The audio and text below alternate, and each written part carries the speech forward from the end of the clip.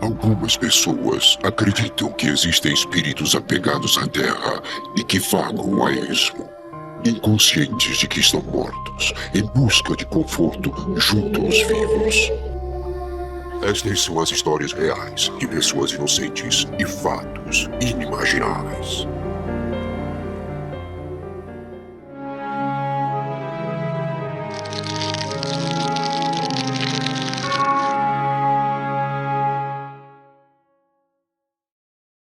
Primeiro caso: o espírito da floresta.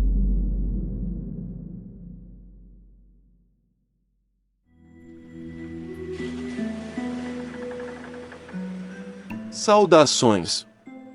Meu nome é Anselmo e o caso que vou contar a partir de agora aconteceu na região centro-oeste do país e já tem alguns anos. A minha família tem uma fazenda aqui em Goiás, e isso que eu vou relatar foi algo que o meu tio me contou.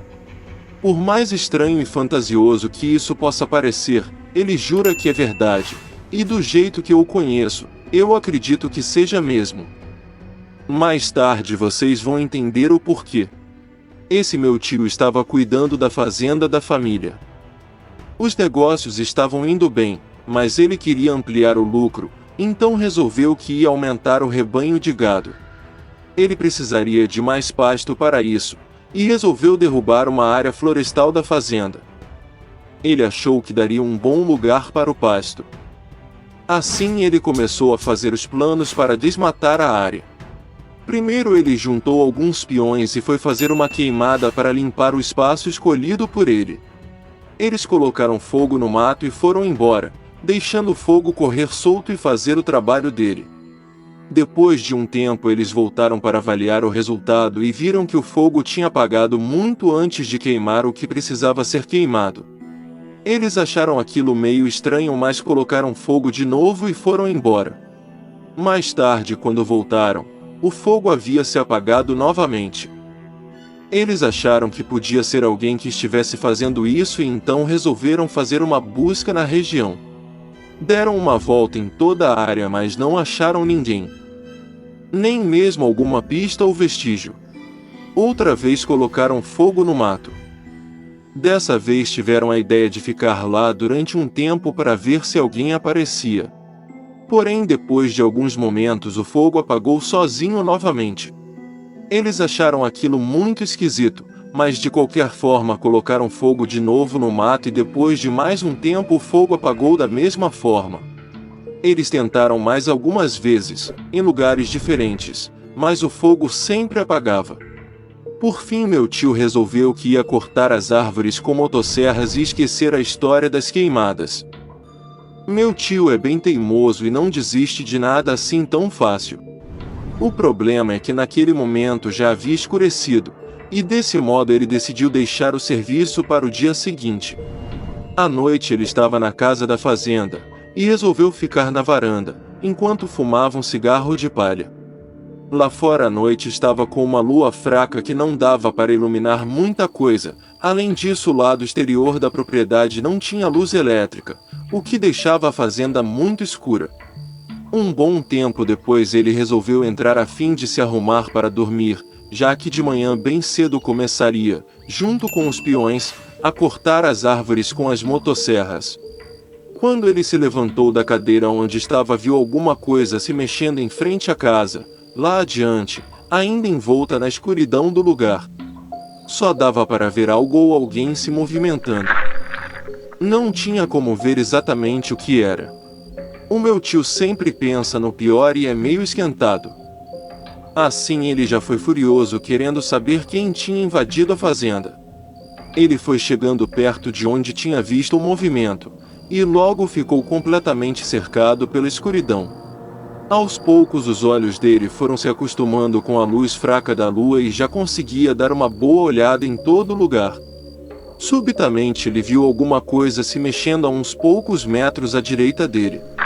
Ele saiu correndo achando que era alguém e quando finalmente chegou perto do que estava se mexendo, ele tomou o maior susto de toda a sua vida. Ele falou que sentiu o coração subir para a garganta e ficou com as pernas tremendo tanto que batiam uma na outra. O que estava se mexendo não era uma pessoa. Era uma criatura estranha e desconhecida. Ela possuía mais de 2,5 metros de altura, talvez até 3 metros. Era fina, com as pernas e os braços bem longos.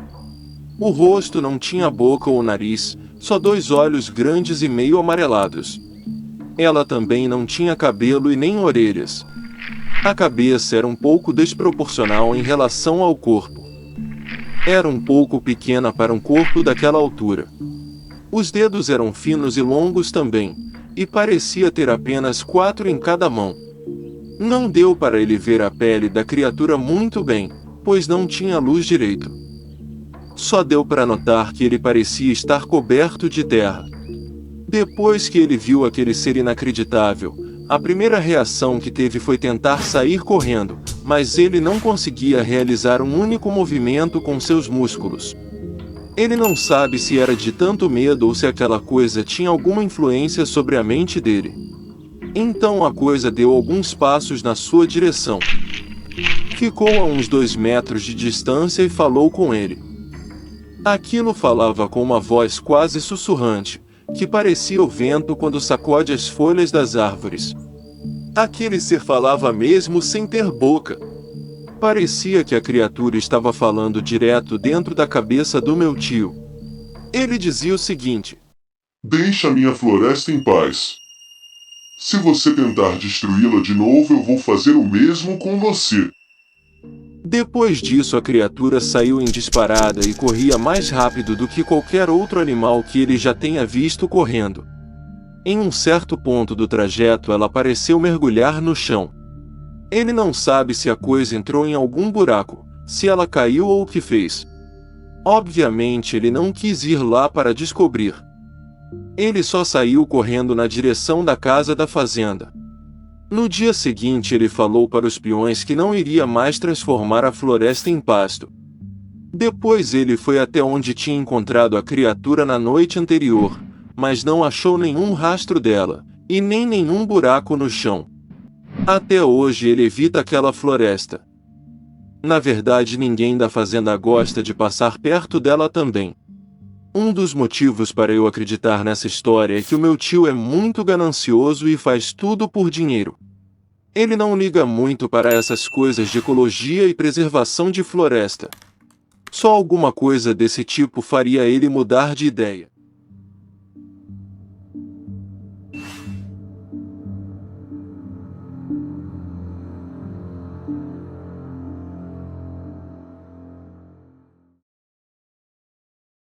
Segundo caso. Casa Branca e Senzala, assombradas para sempre.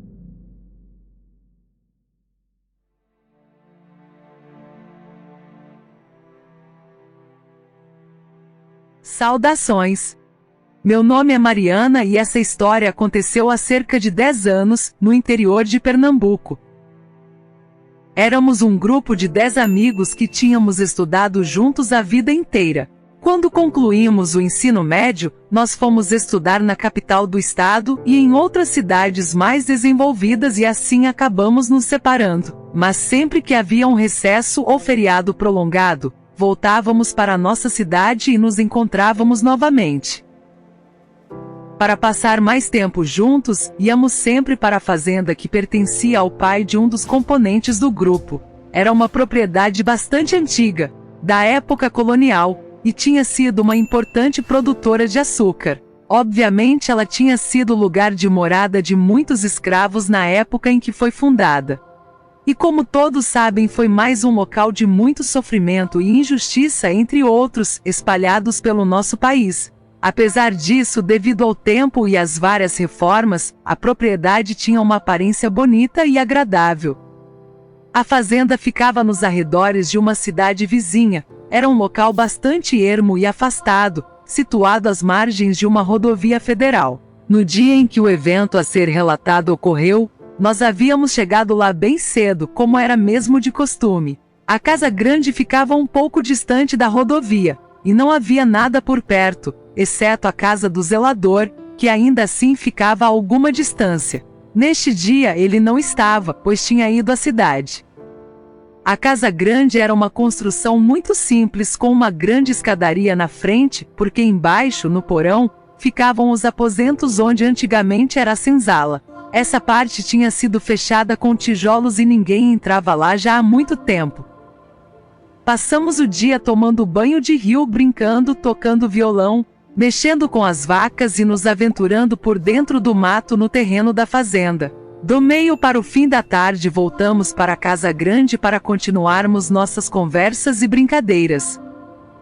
A casa consistia, pelo exterior, numa grande varanda tipo um alpendre que percorria toda a sua parte frontal e os dois lados. Já do lado de dentro, tínhamos uma grande sala, um corredor e no final deste, uma enorme sala de jantar ladeada por 4 quartos, sendo 2 de cada lado. No final ficava a cozinha. Não havia área de serviço, porque atrás da cozinha o terreno era pedregoso, de difícil acesso e cheio de mandacarus e vegetação típica. Talvez a casa tenha sido colocada ali de propósito por questões de segurança por quem a construiu. Os 2 lados e os fundos da cozinha ficavam impedidos de acesso por esse terreno acidentado. O grupo se dividiu em 2, uma parte ficou num dos quartos vendo TV e conversando e o outro, no qual eu estava, foi para a cozinha matar a fome e o tempo. Num determinado momento, enquanto conversávamos, ouvimos um barulho numa das janelas da cozinha. Era como uma risada de criança e algo roçando a janela. Tomamos um susto, porque sabíamos que ninguém conseguia chegar à janela, por conta do terreno e dos mandacarus do lado de fora. De qualquer forma resolvemos abrir a janela e, como já esperávamos, não vimos nada. Voltamos a fechá-la. Em alguns minutos o barulho se repetiu, só que dessa vez parecia que havia cerca de 3 vozes rindo baixinho, cochichando, e nem todas eram de criança. Começamos a ficar meio assustados. Novamente abrimos a janela e não havia ninguém do lado de fora.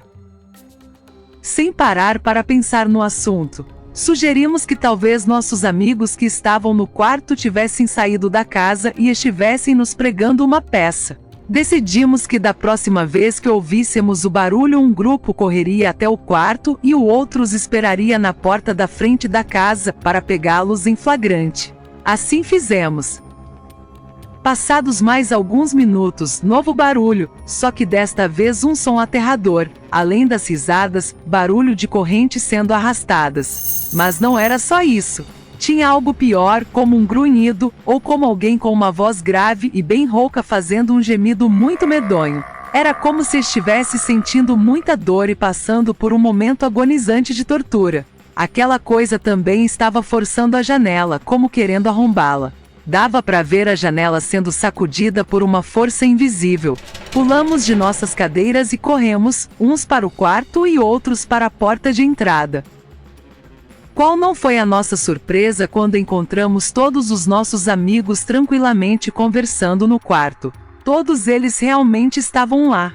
Pânico total nessa hora. Contamos o que tinha acontecido. A princípio eles acharam que estávamos brincando. Mas ao ver nossas caras de medo perceberam que a coisa era séria. Ficamos sem saber se saíamos da casa ou não. O sol já estava quase no fim, e só havia a última luz do dia do lado de fora, naquela hora do crepúsculo da noite.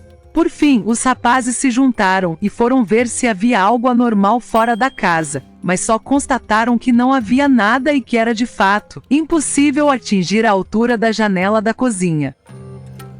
Quando estavam voltando, ouviram atrás deles o som de risadinhas abafadas e do nada começaram a sentir um forte cheiro de cachimbo, sendo que ninguém do grupo fumava. Ainda mais esse tipo de fumo. Eles voltaram correndo para dentro da casa e contaram o que tinha ocorrido. Nesse momento, o pânico realmente tomou conta de todos nós. Pegamos nossas coisas do jeito que estávamos, sem arrumar nada, e corremos para dentro dos carros para voltar para a cidade. Não sei se influenciados pelo medo ou não, mas quando deixávamos o terreno da fazenda, passando pela porteira, escutamos um assobio forte, uma coisa lúgubre, triste e melancólica. Nunca mais voltamos ali. Até hoje não sabemos o que foi aquilo. Nossos encontros passaram a ser na cidade mesmo. E você, retornaria a esse local para desvendar seus mistérios?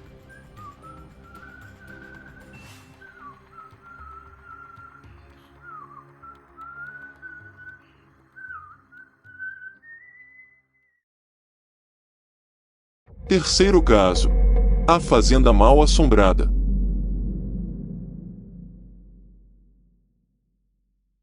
Olá, meu nome é Renata. Moro na cidade do Rio de Janeiro e o meu caso aconteceu há cerca de 3 anos. Eu sempre morei em localidades muito movimentadas e estava precisando passar uns dias em alguns lugares mais calmos. Como eu estava de férias, resolvi que iria curtir uma semana inteira em uma fazenda no interior do estado do Rio, num município pequeno perto de Miguel Pereira. Eu conhecia os proprietários há muitos anos e consegui que eles me emprestassem o local sem me cobrar nada. Eles, os donos do local, já não iam até lá há décadas. Simplesmente eles não ligavam para o lugar. Aquela fazenda tinha somente um caseiro que tomava conta de tudo. Ele morava numa pequena casa bem no início do terreno. Mas para o centro da propriedade havia uma grande casa, muito antiga e completamente abandonada. Eu viajei com o meu filho, que na época tinha apenas 4 anos de idade, e o meu namorado, que agora é meu marido. Ao chegar no local, percebi que tudo estava muito sujo, do jeito que eu imaginei que estivesse mesmo. Havia diversos insetos e aranhas que habitavam o local. Então comecei a limpar o casarão. Fiz uma verdadeira faxina naquele lugar. Mesmo assim, recordo-me de que não estava me sentindo muito à vontade ali. Achei tudo velho e feio. Bom, mas tudo bem. Ter um pouco de nostalgia e de silêncio valeria a pena. Enfim, era o que eu queria mesmo, né? Na segunda noite em que estávamos lá, meu namorado foi à cidade junto com um caseiro para comprar alguns vinhos e eu fiquei preparando um lanche. Meu filho estava dormindo no quarto que tínhamos escolhido para ocupar. Mais ou menos uns 30 minutos depois que fiquei sozinha, eu comecei a ouvir passos fortes, como se alguém, usando botas, estivesse chegando na sala principal da casa. O piso desse cômodo era de madeira grossa e pesada.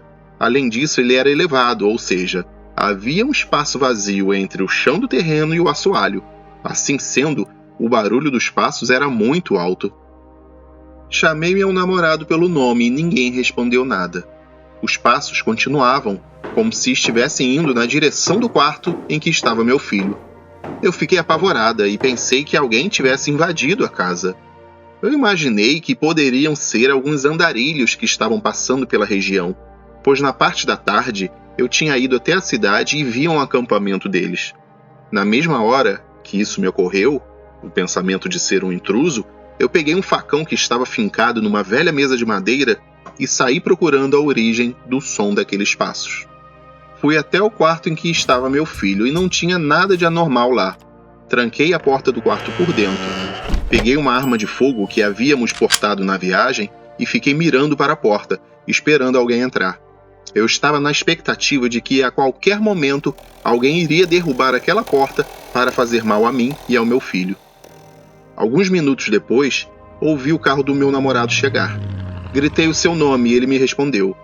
Senti um alívio tremendo e chorei muito, contando a ele o que havia acontecido. Ele ficou impressionado, mas o caseiro acabou dizendo que aquela fazenda era mal assombrada mesmo, e que muitas outras situações daquele tipo ocorriam por lá. Não preciso nem dizer que no dia seguinte eu arrumei as malas e fui embora. E nunca mais voltei àquela fazenda.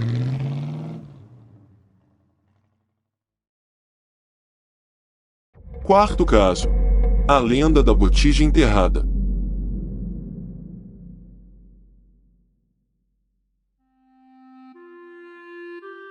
Saudações! Eu me chamo Maria e moro no estado de Pernambuco. Vou contar um relato que é assustador, mas também muito interessante e intrigante. Um grupo de 4 amigos meus, todos homens, vivia falando sobre histórias de botijas encantadas que eram encontradas em velhas casas de fazenda, onde antes havia engenhos e senhores de escravos. Para quem não sabe, em séculos passados, os senhores ricos tinham o hábito, pelo menos aqui no Nordeste, de esconder moedas de ouro, joias e objetos valiosos em baús, sacolas de couro ou outros recipientes como potes e garrafas de barro e enterrá-los para que ninguém os roubasse. Só que muitas vezes esses senhores morriam sem revelar a ninguém onde estavam escondidos esses tesouros, e ainda hoje, vez por outra, um deles é encontrado. Algumas vezes a localização é revelada pelos mortos no sonho de algum felizardo. Esse tipo de tesouro enterrado tem o nome de botija, e essas histórias fazem parte do folclore nordestino. Pois bem, esse grupo de amigos resolveu levar as histórias das botijas a sério e investigar por conta própria. Um deles soube de uma lenda segundo a qual uma antiga fazenda de escravos que ficava um pouco distante da nossa cidade tinha uma botija enterrada. Resolveram então ir lá investigar. Os intrépidos cavalheiros muniram-se de pás, picaretas e um detector de metais, um desses mais simples, e partiram. Na tal casa grande, hoje em dia, mora uma família de caseiros e mais ninguém. Os donos da fazenda pouco aparecem por lá, de forma que o local só não está completamente abandonado por conta dessa família, constituída de 4 pessoas.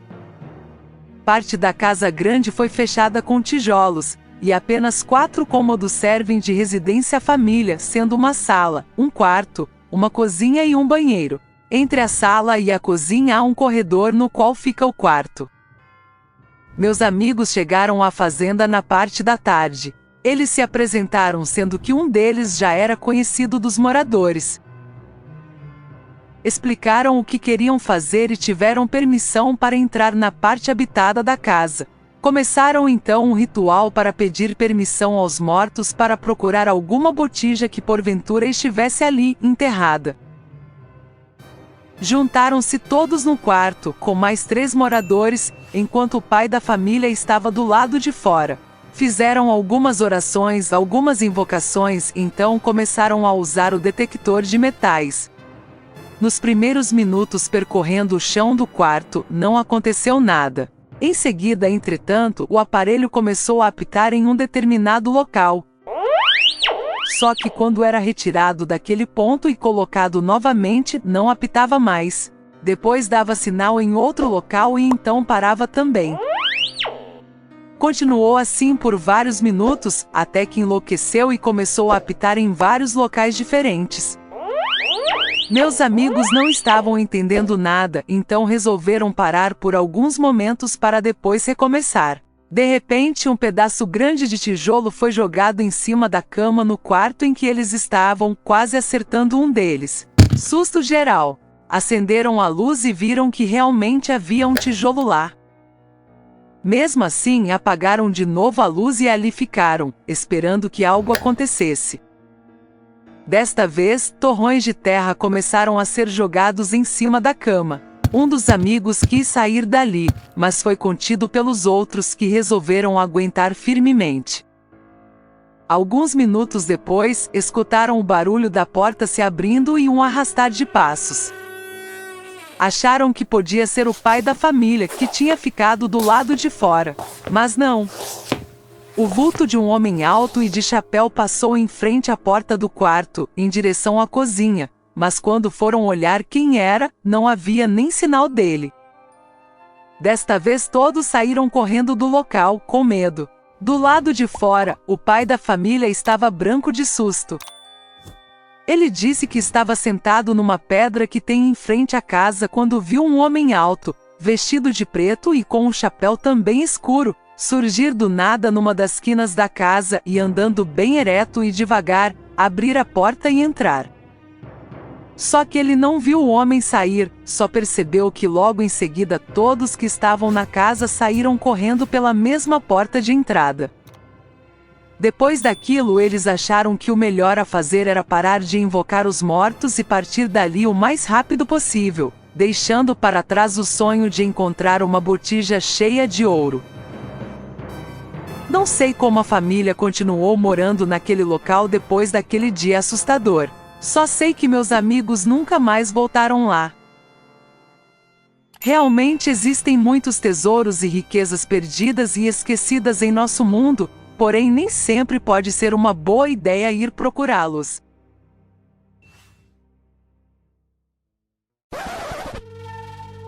Antes de assistir ao último caso, deixe a sua curtida e escreva nos comentários o nome de qual cidade e estado do país você está nos assistindo.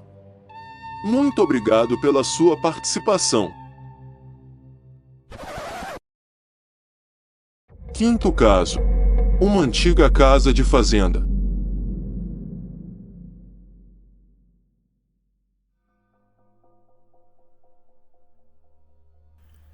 Saudações! Meu nome é Silvia e eu quero contar um caso bem interessante que aconteceu comigo há pouco mais de um ano.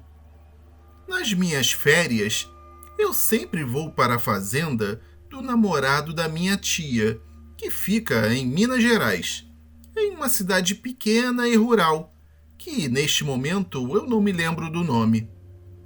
Ele, a minha tia e os meus primos moram lá. A família do namorado da minha tia tem aquela fazenda desde o final do século XIX. No verão passado, eu tinha ido para lá, como de costume. Só que, dessa vez, o meu espírito curioso e aventureiro de adolescente não se contentou em ficar somente andando de cavalo e nadando na piscina do local. Eu queria sair, caminhar e explorar a fazenda inteira. Depois de um tempo incomodando um dos meus primos que mora lá, o Alessandro, eu consegui o que eu queria. Ele finalmente concordou em ir junto comigo, já que, além de eu não querer ir sozinha, eu não conhecia tão bem a região quanto ele. Nós saímos de manhã, um pouco depois do café, e fomos dar umas voltas. Quando estávamos um pouco longe da casa da fazenda, ele falou: "Já que você quer explorar, eu vou te levar para conhecer a antiga casa principal da fazenda." Quando ele falou aquilo, eu já senti que íamos encontrar muito mais do que eu queria por lá. A antiga casa da fazenda ficava bem longe da outra, e nós levamos um bom tempo para chegarmos no local. Quando chegamos lá, eu constatei aquilo que eu vinha imaginando pelo caminho. A casa era realmente bem velha e estava bastante deteriorada. Ela não era tão grande, mas também não era pequena. A porta estava destrancada e encontrava-se simplesmente encostada. Conhecer aquela casa não era exatamente aquilo que eu tinha em mente quando eu falei que queria explorar a fazenda. Eu estava mais interessada em um rio, alguma cachoeira, alguma montanha com uma vista bonita ou até uma caverna.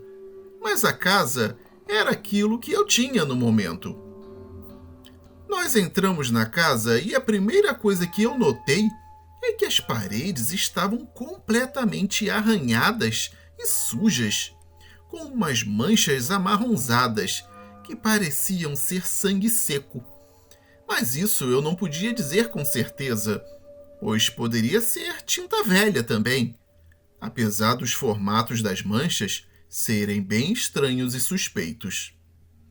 O meu primo falou que fazia tempo que ele não ia até lá, mas que da última vez que ele foi, as paredes não estavam daquele jeito, e ele não sabia o que havia acontecido para estar daquela maneira.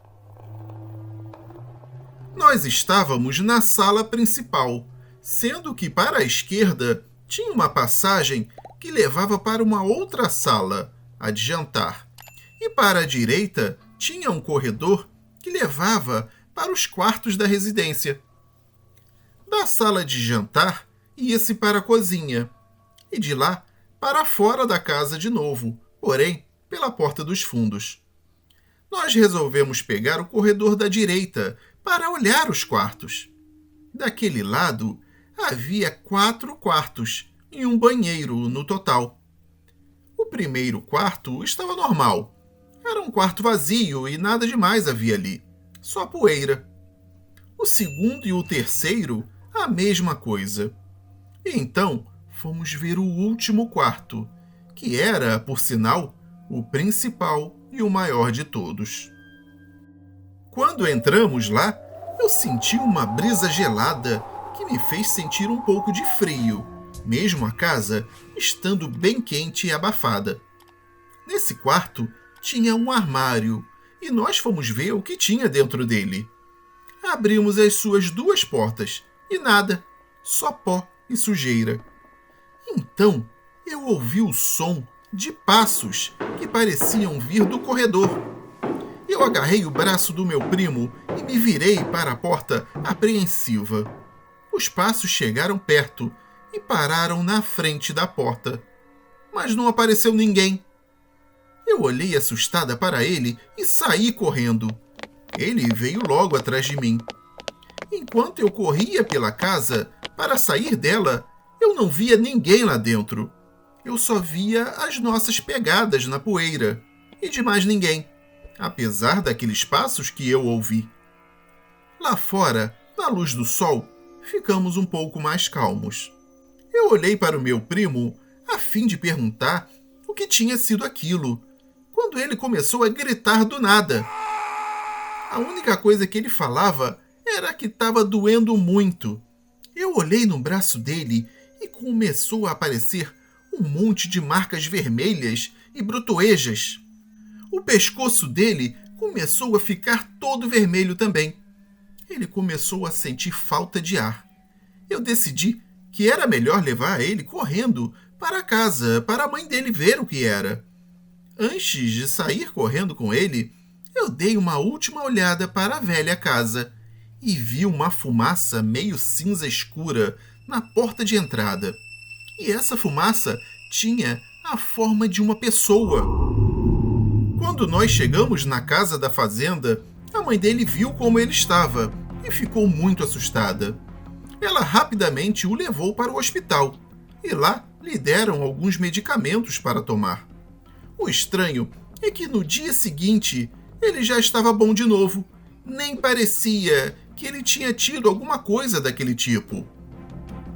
Ele me falou que aquela era a primeira vez que ele tinha entrado nos quartos da casa antiga, mas que já havia ido na sala e na cozinha de lá, e que nunca havia tido uma reação alérgica tão forte por causa disso. Durante o jantar, nós falamos sobre o que tinha acontecido no dia anterior e mencionamos os passos que ouvimos.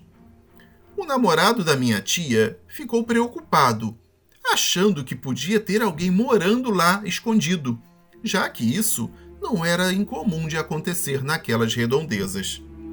Assim, ele resolveu investigar a casa e os seus arredores no dia seguinte. Como não tínhamos muita coisa melhor para fazer, o Alessandro e eu fomos juntos com ele. Quando chegamos lá, nós entramos na casa com medo e cautelosamente. E para nossa grande surpresa, as paredes não tinham mais aqueles arranhões. Na verdade, não havia nenhuma marca ou mancha de tinta ou o que quer que fosse aquilo. As paredes ainda estavam com a tinta velha e desgastada, mas ainda assim limpas e sem marcas. Ficamos realmente surpresos e espantados, pois nós dois víamos aquelas manchas estranhas. Eu e o meu primo nem saímos da sala. Aquele cômodo foi o máximo que nós adentramos no imóvel. O namorado da minha tia procurou a casa inteira e não achou ninguém, e nem sinal nenhum de que alguém além de mim e do Alessandro tivesse estado lá dentro recentemente. Nós fomos embora de lá completamente confusos. Eu só sei que nem eu e nem o meu primo voltamos lá de novo. Já se passou um bom tempo, mas eu nunca vou esquecer tão cedo daquela fumaça cinza que eu vi na porta, e nem da alergia relâmpago do Alessandro, que veio do nada e foi embora como se ele nunca tivesse tido aquela reação alérgica estranha. Isso serviu de lição para mim, mostrando que visitar lugares desconhecidos, e principalmente antigos, pode ser bem perigoso, além de trazer surpresas desagradáveis, que parecem vir direto de algum lugar além da imaginação.